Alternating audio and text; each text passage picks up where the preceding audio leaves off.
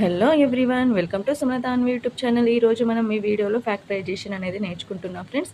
కారణాంక విభజన, అందులో భాగంగా ప్రైమ్ ఫ్యాక్టరైజేషన్. ప్రధాన కారణాంకముల లబ్ధం. ప్రైమ్ నెంబర్స్, ప్రధాన సంఖ్యలు అంటే ఏంటి?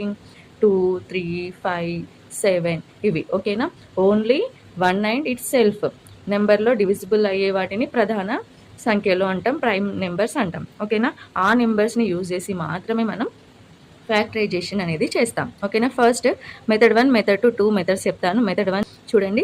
మెథడ్ 1 వచ్చేసి ఇంకా నార్మల్గా చేసే ప్రాసెస్ ఏంటి? LCM method. Okay, first 72. First number 2 అనేది లాస్ట్ డిజిట్ 2 ఉంది కాబట్టి 2 టేబుల్లో డివిజిబుల్ అవుతుంది. ఓకేనా? 2 3s 6, 1 క్యారీ 12, 2 6 12.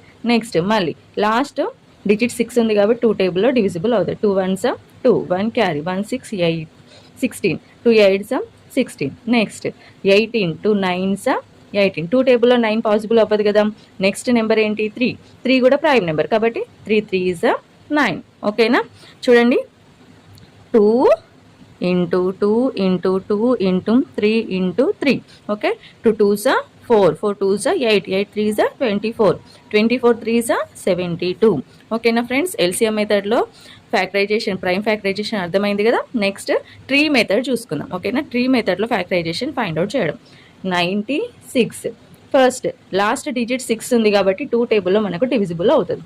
2 3 2 4s 8, ఎందుకంటే 2 టేబుల్లో 9 అనేది పాసిబుల్ అవ్వదు కాబట్టి 9 కన్నా తక్కువ నెంబర్ 8 పాసిబుల్ అవుతుంది. ఎన్ని times? 4 times. 1 carry 16, 2 8s 16. Next 2ని ఎలా డిస్టర్బ్ చేయకుండా నెక్స్ట్ 48కి చేయాలి. ఓకేనా?